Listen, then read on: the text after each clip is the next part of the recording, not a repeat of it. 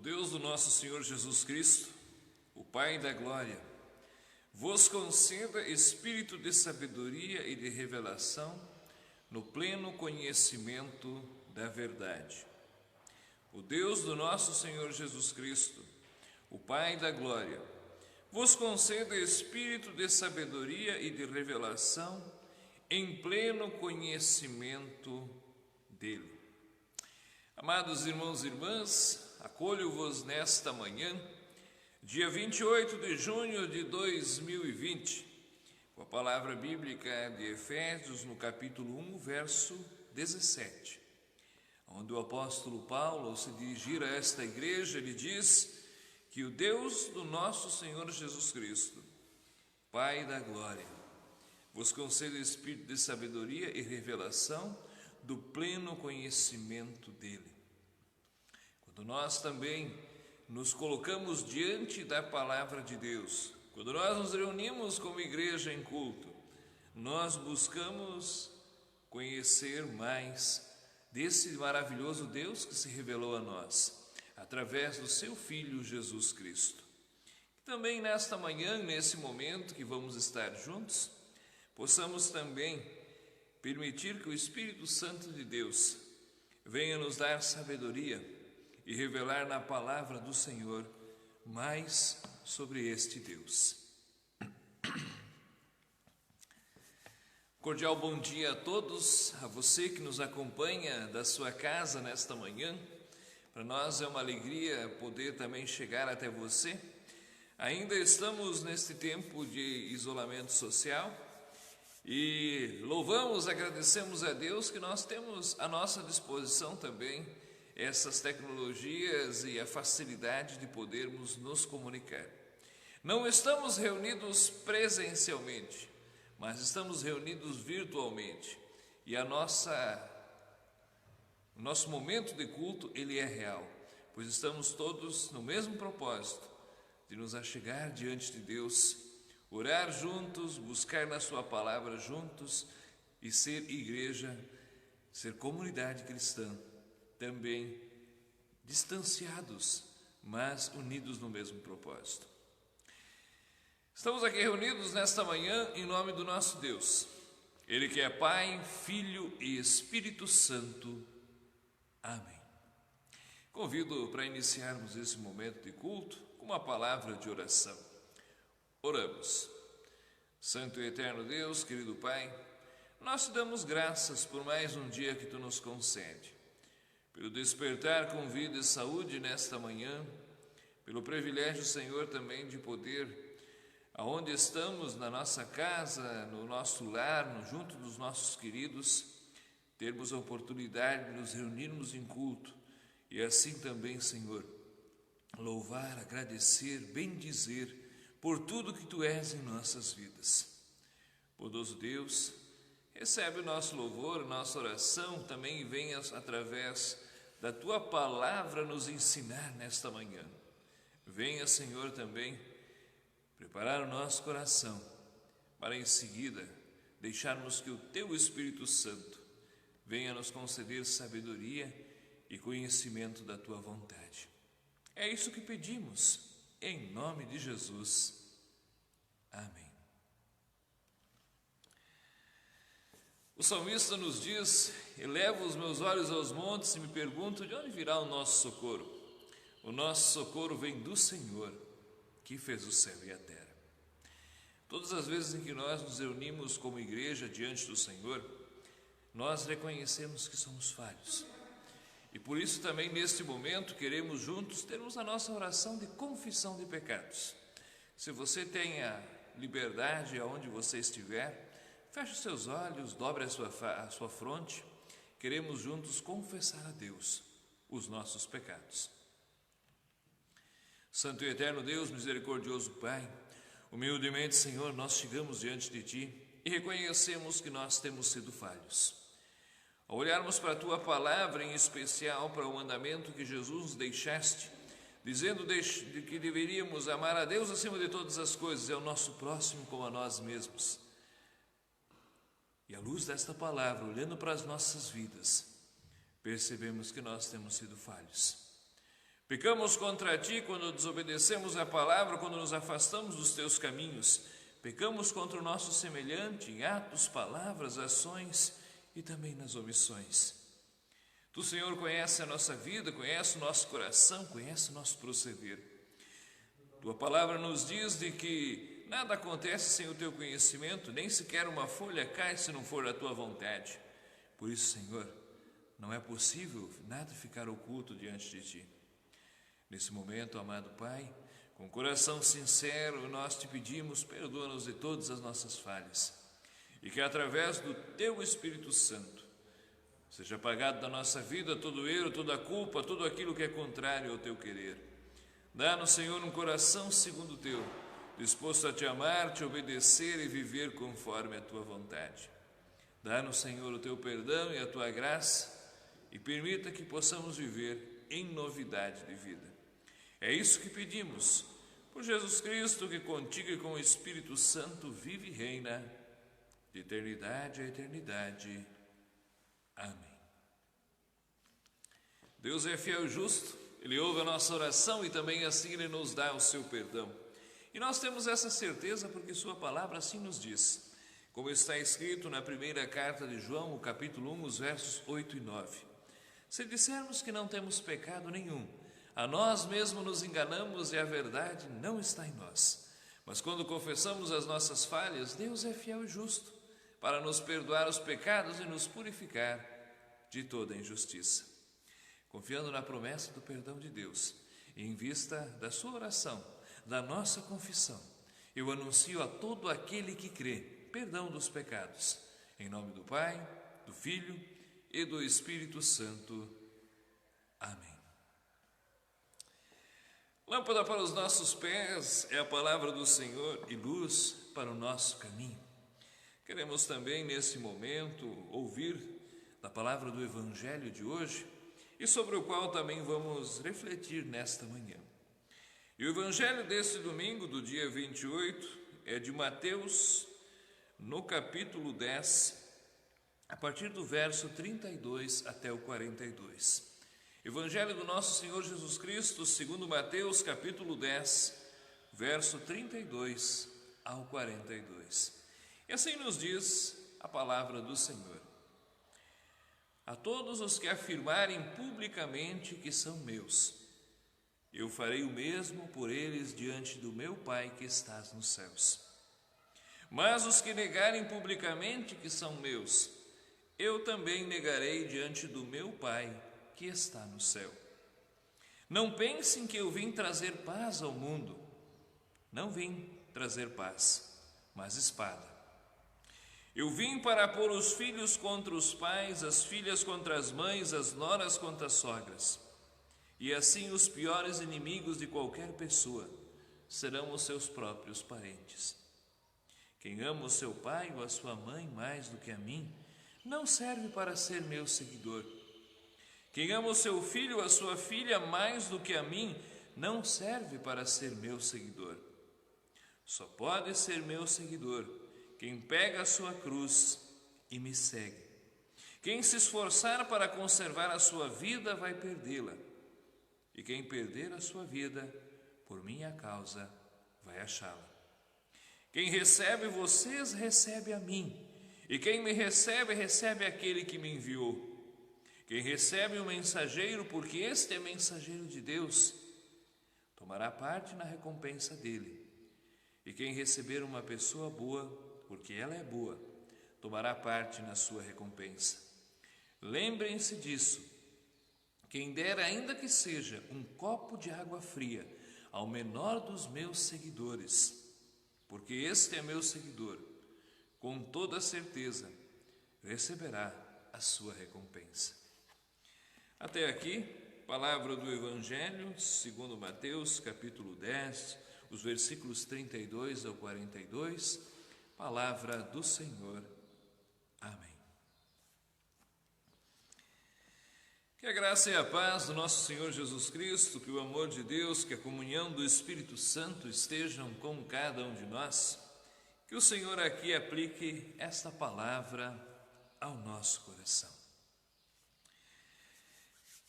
Queridos irmãos e irmãs, Alguém de vocês já teve que fazer uma afirmação em público?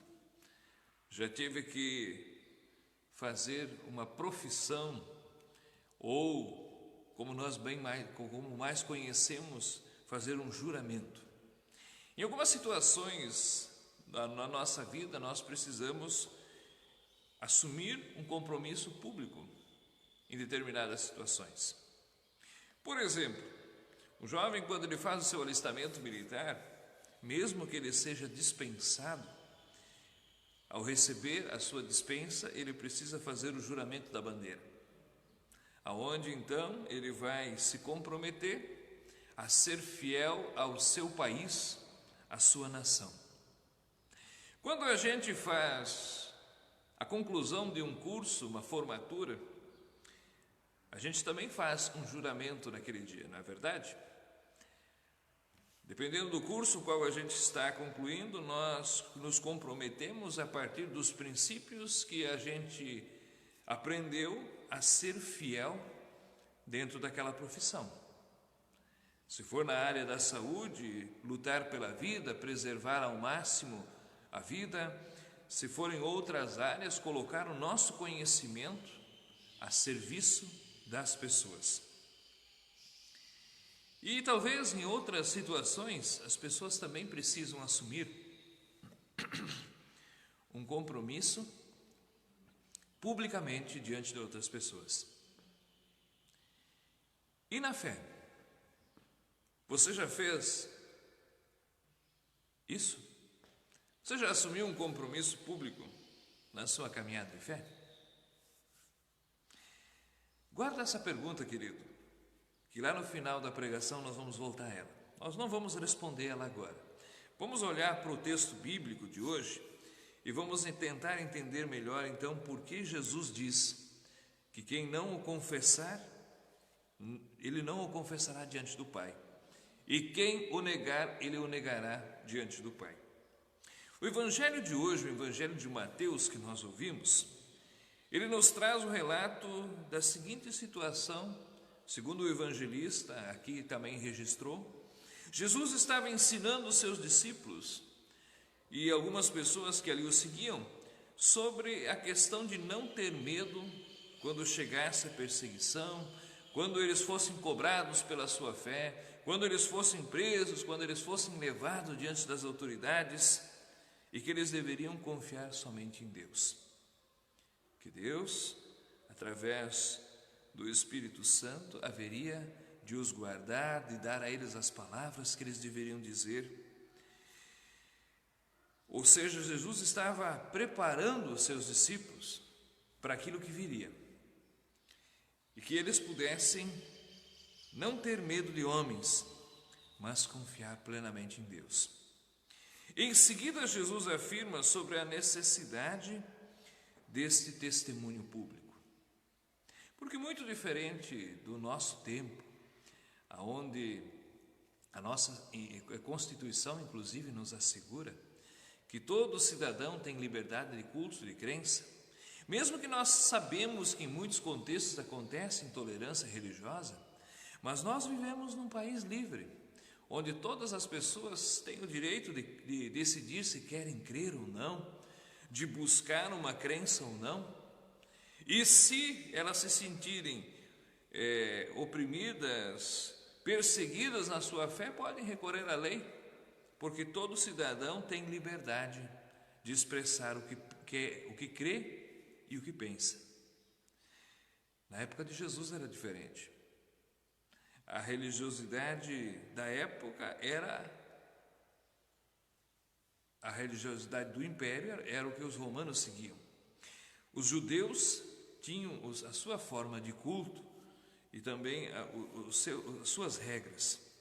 Logo, Jesus tinha consciência que quando ele começaria a questionar as atitudes dos mestres da lei, dos fariseus, do templo, muitos se levantariam contra. E aí ele diz: vocês vão ser tentados a dizer que não são meus seguidores. Lembra de Pedro? Isso aconteceu quando Jesus foi preso antes da sua morte. Mas Pedro era um que afirmava que eu vou morrer contigo, Senhor, jamais te negarei.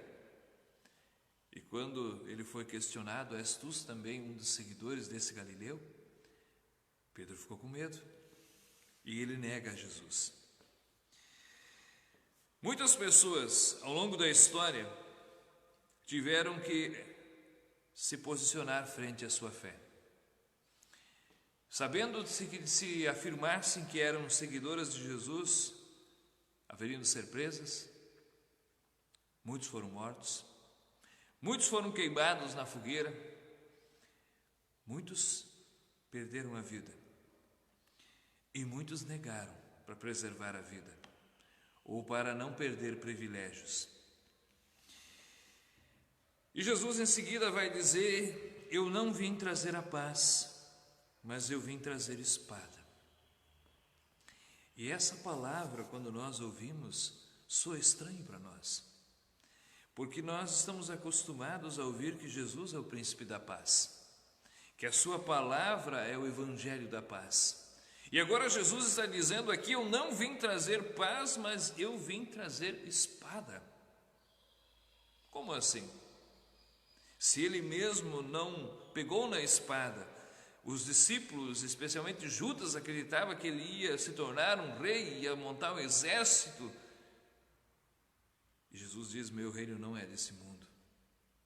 Se o fosse, bastaria uma palavra e legiões de anjos me serviriam. Sim, Jesus aqui utiliza uma figura de linguagem. Jesus veio trazer a paz. Mas o que ele está dizendo é de que quando alguém assumia um compromisso público de agora ser um seguidor de Jesus, muitas pessoas iam se opor à sua fé. E isso acontecia na maioria das vezes dentro da própria casa. Os primeiros judeus que aceitaram a mensagem de Jesus e tornaram-se seguidores de Cristo, muitos foram rejeitados dentro da sua própria casa. Os seus pais, seguidores do judaísmo, não aceitaram. Às vezes a esposa passou a seguir a Jesus e o marido não aceitou. Ou o marido passou a seguir, a esposa não aceitou. E ainda hoje é assim no mundo islâmico, no mundo muçulmano. Os muçulmanos, em muitos países, inclusive, se você se converter à fé cristã, você pode ser morto em praça pública, porque a lei, o Alcorão, assim permite.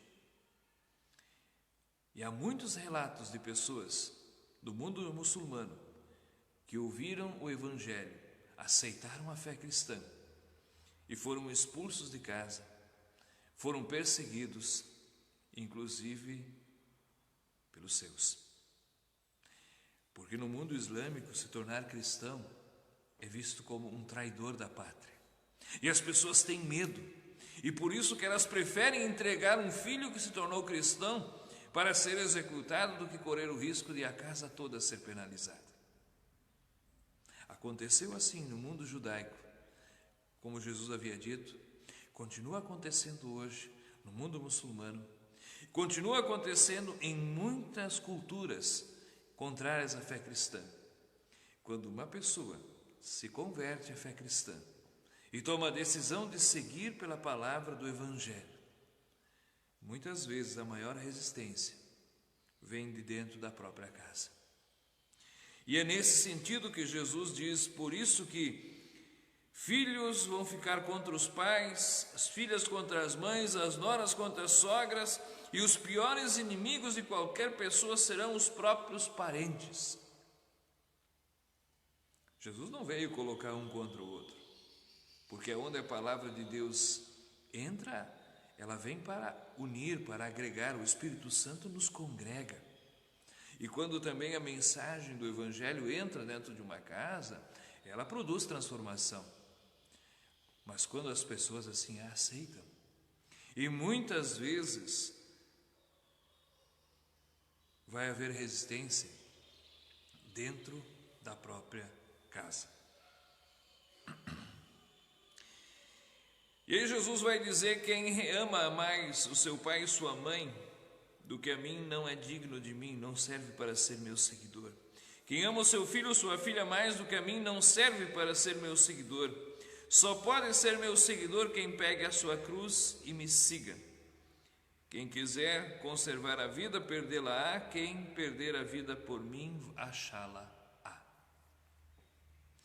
O que eu dizia antes, amados, muitas pessoas, com medo de sofrer perseguição ou outros prejuízos, facilmente negam a fé. Aconteceu no mundo judaico, acontece ainda hoje no mundo muçulmano, ou em outros lugares onde a fé cristã é perseguida. Acontece em nosso meio, mesmo onde há liberdade. Muitas pessoas preferem negar a fé, negar a Cristo, do que assumir um compromisso de viver como seus discípulos e discípulas. Quem recebe o meu mensageiro recebe a mensagem de Deus. Quem não recebe o meu mensageiro não recebe a mim.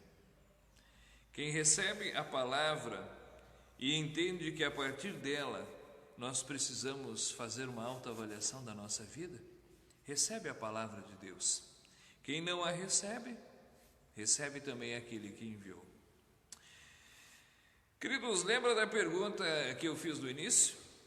Quando eu disse que na vida muitas vezes nós fazemos afirmações públicas, como os jovens fazem no alistamento militar, como a gente faz na formatura de um curso do ensino superior, como talvez quando a gente assume um cargo, a gente assume um compromisso público também, de ser fiel àquilo que nos foi confiado.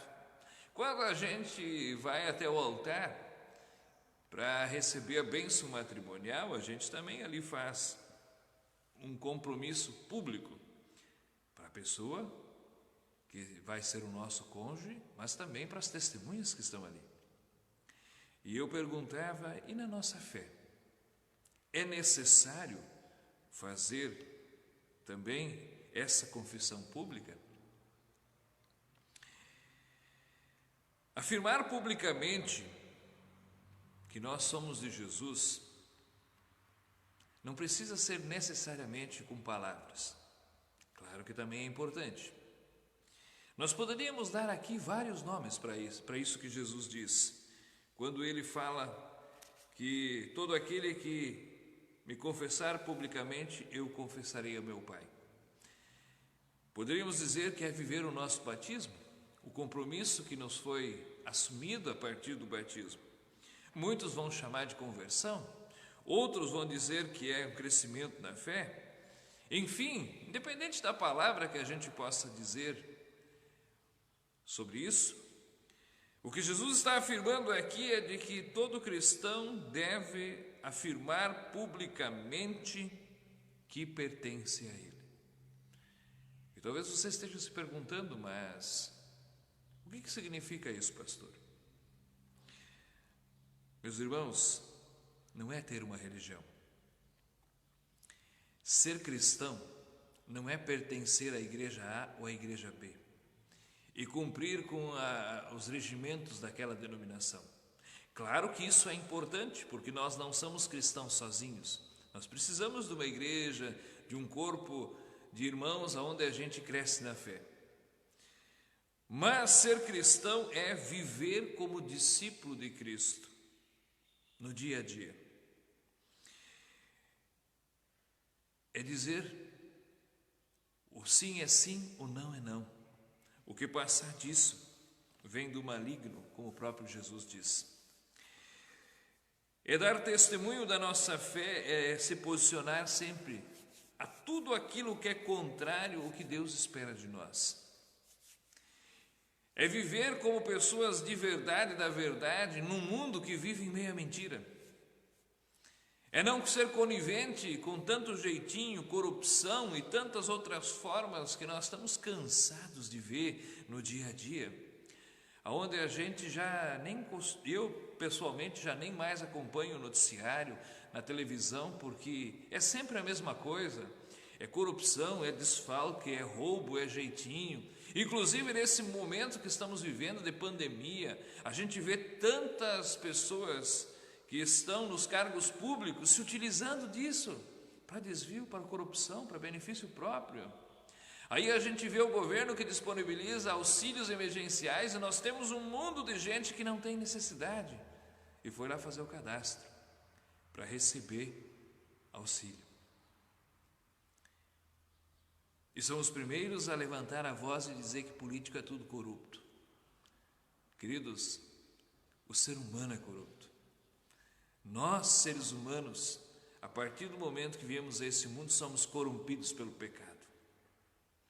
Por isso que nós necessitamos afirmar a nossa fé em Cristo e tomar a decisão de seguir somente a Ele. Porque caminhando sozinho nesse mundo, nós já estamos caminhando a passos largos para o inferno. Com Jesus, nós mudamos a rota, nós mudamos a nossa história. E a partir daí, somos chamados a afirmar e defender aquilo que Cristo assim também nos deixou. E isso vai entrar em choque. Isso vai confrontar muita gente. Porque, queridos, o mundo não está preparado para ouvir a verdade. As pessoas não estão preparadas para ouvir de nós posições sempre a partir daquilo que é correto. Porque o costume geral é o jeitinho, é o benefício próprio, é aquilo que eu posso me dar bem, mesmo que alguém vai perder nessa história. Jesus diz: todo aquele que não tomar a sua cruz e seguir não é digno de mim. Ser cristão nesse mundo, em primeiro lugar, é um privilégio. É um privilégio saber-se filho e filha de Deus. É um privilégio poder ter a palavra de Deus que nos orienta, que nos guia. É um privilégio fazer parte da igreja cristã. É um privilégio caminhar aqui nesse mundo com irmãos e irmãs e juntos nós vamos crescendo na fé. Mas também é um compromisso de viver pela verdade, um compromisso de, quando é conivente para nós, a gente não negar os valores que a fé nos ensina. Porque Jesus aqui deixou bem claro: todo aquele que me confessar publicamente diante dos homens, todo aquele que não tiver vergonha de dizer, independente de qual seja o lugar que ele esteja, eu sou cristão, eu não concordo com isso, eu não partilho desses pensamentos, eu não sou conivente com isso, porque eu sou cristão. Essas pessoas, mesmo que aqui nesse mundo, vão sofrer prejuízo. Jesus diz: eu os confessarei diante do Pai.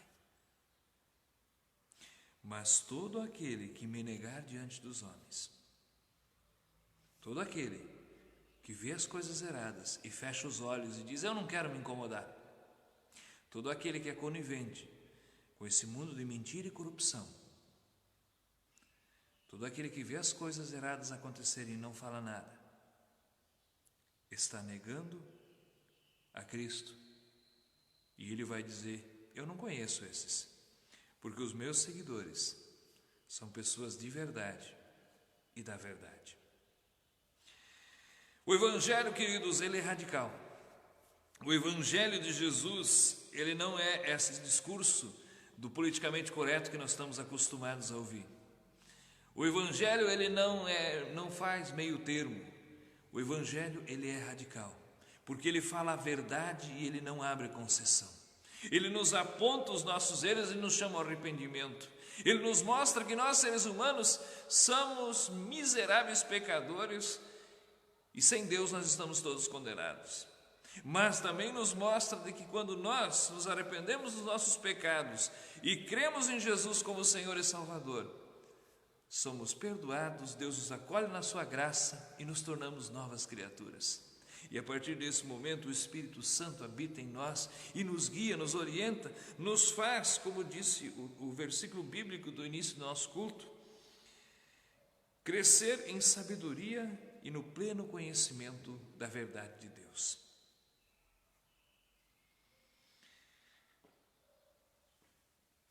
E para concluir a nossa reflexão, eu deixo essa pergunta que eu fiz no início da nossa pregação, onde eu não posso responder por você, não posso responder pela minha esposa, pelos meus filhos, pelos meus pais, não posso responder por nenhuma pessoa da igreja, porque é uma pergunta pessoal.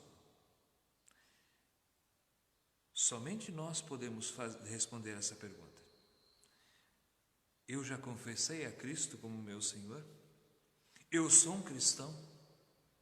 Não da boca para fora, não de dizer para os outros que eu pertenço à igreja A ou à igreja B, mas eu sou alguém que reconheço de que sem Deus nós não somos nada. Eu preciso de um Senhor e Salvador. Eu preciso que Jesus, na sua infinita bondade, me oriente como bom pastor. Se nós ainda não tomamos essa decisão, não deixe para depois, porque essa é a decisão mais importante da sua vida. Tudo que nós fizermos aqui nesse mundo vai ficar nesse mundo. Nós viemos para cá sem nada e vamos embora daqui sem nada. Mas a única escolha que fará a diferença por toda a eternidade é que se nós tomamos a decisão de caminhar em fidelidade ao Senhor Jesus, caminhar em fidelidade à palavra que Deus nos revelou, junto com irmãos e irmãs na fé, crescendo no conhecimento da verdade e na revelação que Jesus assim nos trouxe. Apocalipse 3:20 diz: eis que estou à porta e bato, todo aquele que abrir eu entrarei e cearei com ele e ele comigo. Quando nós abrimos a porta do nosso coração e convidamos Jesus para fazer parte da nossa vida, da nossa história, nós afirmamos publicamente diante dos homens, e assim Jesus também afirma diante do Pai: esse irmão, essa irmã agora é meu. O seu nome está gravado aqui, escrito no livro da vida. E o dia que nós chegarmos diante do Senhor para prestarmos as nossas contas, Jesus vai dizer: esses são meus, porque no tempo que viveram aqui na terra, eles testemunharam e se esforçaram para viver pela verdade. Eu concluo a nossa reflexão deixando uma fala atribuída ao nosso reformador Martim Lutero. Martim Lutero, ele sempre dizia assim, que quando ele olhava para a palavra, para os 10 mandamentos, ele sentia o terror do inferno, porque ele sabia que ele nunca ia conseguir cumprir os 10 mandamentos. Então ele olhava para Jesus, e em Jesus ele encontrava perdão e graça, e em Jesus ele sabia que nele ele conseguiria se esforçar para viver cada dia sendo uma pessoa melhor. Então ele corria, se agarrava em Jesus, se jogava em roda, se abraçava em torno do pescoço de Cristo. E no dia do julgamento, de forma livre, Lutero brincava dizendo: Deus vai perguntar para Jesus: quem é esse penduricalho que está aí agarrado em ti? E Jesus vai dizer: esse aqui é meu servo Martim Lutero, pecador, errou em tudo, mas eu morri por ele, ele confessou a mim, eu amo ele e ele vai entrar na eternidade comigo. Lutero contava essa história para tentar ilustrar para as pessoas de que é exatamente isso que Jesus diz aqui em Mateus capítulo 10, verso 32. Quando eu reconheço que sem Deus eu não sou nada, nem aqui nesse mundo e nem na eternidade, quando eu reconheço que Cristo é o único caminho, a verdade e a vida, a partir desse momento é Ele que conduz, é Ele que guia e Ele que vai nos conduzir para a casa do Pai. Meu irmão, minha irmã, que Deus te abençoe, que aplique essa palavra ao teu coração e que juntos possamos sempre crescer no conhecimento da verdade e testemunhar a Cristo palavras e em atos, no dia a dia onde nós vivemos, sendo testemunhas fiéis de Cristo Jesus. Jesus Cristo diz: bem-aventurado aquele que ouve a minha palavra, recebe no coração, pratica no dia a dia, porque deles é o reino dos céus. Amém. Em resposta à palavra que ouvimos, convido a confessarmos a nossa fé com as palavras do Credo Apostólico. Creio em Deus Pai Todo-Poderoso, Criador do céu e da terra, e em Jesus Cristo, seu Filho unigênito, nosso Senhor, o qual foi concebido pelo Espírito Santo, nasceu da Virgem Maria, padeceu sob o poder de Pôncio Pilatos, foi crucificado, morto e sepultado. Desceu ao mundo dos mortos, ressuscitou no terceiro dia, subiu aos céus e está sentado à direita de Deus Pai Todo-Poderoso, de onde virá para julgar os vivos e os mortos.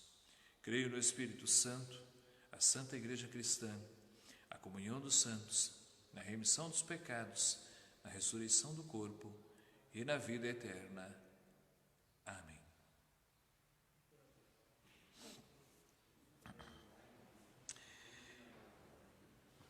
Trago nesse momento também alguns avisos e comunicados. Como eu havia anunciado no último domingo, até o final do mês de junho nós ainda vamos permanecer com as atividades presenciais suspensas. Estamos conversando com o presbitério da paróquia, juntamente com os presbíteros das comunidades, para em julho nós retomarmos as atividades presenciais. Como seria? Seguindo as orientações do decreto estadual, nós vamos, a partir do primeiro domingo de julho, voltar os cultos públicos, conforme está no plano de atividades da igreja, conforme o calendário ali do mês de julho. Só que nós temos que seguir as seguintes orientações. Nós podemos utilizar somente 30% do espaço aqui da igreja, distanciamento de 1,5 m entre as pessoas, uso de máscaras obrigatório e higienização, álcool gel, na entrada e na saída da igreja. E todos os que estiverem na faixa de risco são convidados nesse primeiro momento a permanecer em casa, não vir até a celebração pública. Vamos nos esforçar também para continuar transmitindo online a celebração, mas nós podemos retornar desde que nós seguimos à risca essas orientações. Então, nós fomos reforçando quem está na faixa de risco: idosos, pessoas com algumas doenças crônicas, comorbidades. Por amor aos irmãos, a gente pede: não venham. Nós ainda estamos num período onde o vírus está circulando. A gente sabe que todos nós estamos com saudade de estar na igreja, saudade de participar dos cultos, mas no primeiro momento, quem está nas faixas de risco, a gente pede com muito carinho que permaneçam em casa. Somente aqueles que estão fora das faixas de risco, se quiserem, podem participar. E nós vamos também no início, quando chegar aqui no culto, temos que fazer a inscrição das pessoas e com 30% de capacidade nós podemos celebrar. Além disso, não. Então essas vão ser as regras por enquanto, a nova realidade que nós temos pela frente. E as demais atividades da igreja onde as pessoas que participam estão nas faixas de risco, primeiro momento ainda vão permanecer suspensas. Toda semana, no programa de rádio, na quinta-feira, também no Facebook da paróquia, nos canais de comunicação que nós temos, nós vamos estar avisando como vai funcionar a retomada das atividades da Paróquia Evangélica de Londras. Lembramos também que as secretarias estão funcionando normalmente, aqui em Londras, das 7h30 às 11h30, segunda a sexta-feira, ali anexo à Casa da Oase, na rua Getúlio Vargas, no centro. Na Bela Aliança, na comunidade, também de segunda a sexta, das 13 às 17 horas. Se surgir qualquer necessidade de atendimento pastoral, alguém que esteja enfermo, alguém que precisa de uma palavra de aconselhamento, faça um contato diretamente comigo e a gente vai estar indo ao encontro, sim, tomando todos os cuidados necessários. Nos conduzindo ao final do nosso culto online, nós sempre também oramos juntos a oração de intercessão da igreja. E levamos diante de Deus todos os pedidos que gostaríamos de colocar na mão do Senhor. Oramos pela nossa nação, pelo nosso estado, pelo nosso município. Oramos pelas pessoas que estão à frente de combate dessa epidemia.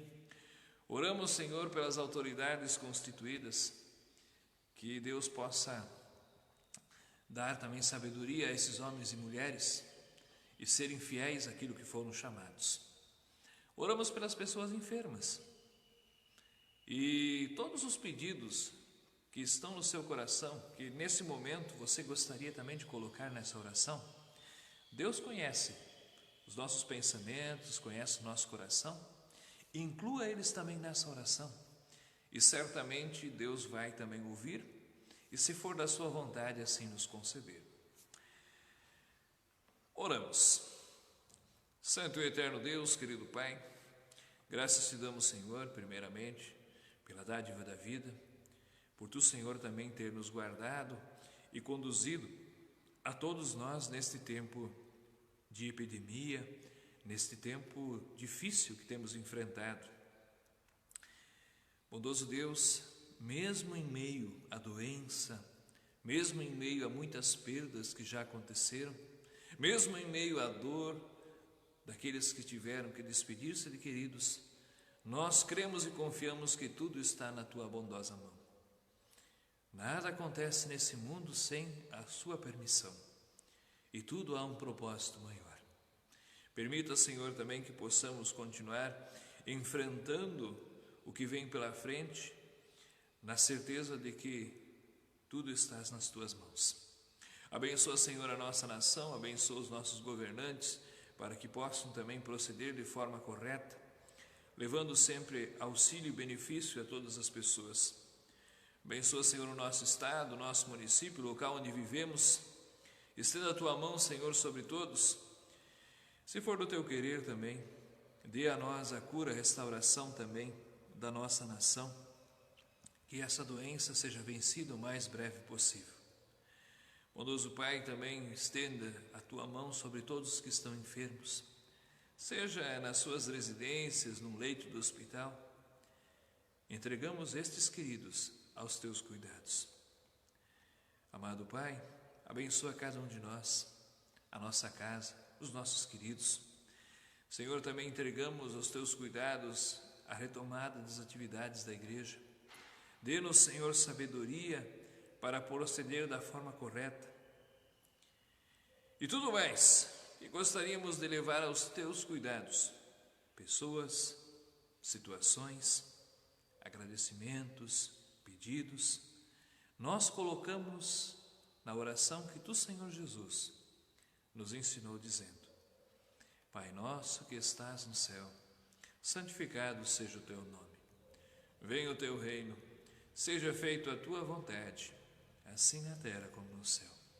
O pão nosso de cada dia nos dá hoje, e perdoa-nos as nossas dívidas, assim como nós também perdoamos aos nossos devedores. E não nos deixes cair em tentação, mas livra-nos do mal, pois teu é o reino, o poder e a glória para sempre. Amém. Que o Senhor vos abençoe e vos guarde, que o Senhor faça resplandecer o seu rosto sobre vós e tenha misericórdia de vós. Que o Senhor sobre vós levante a sua face e vos dê a sua paz, e que assim vos abençoe o nosso Deus, que é Pai, Filho e Espírito Santo. Amém. Um bom e abençoado domingo, abençoada semana. Fique na paz, meu irmão, e que também, assim como nós refletimos aqui na palavra de hoje, seja você também uma testemunha, um discípulo fiel de Cristo Jesus. Deus abençoe.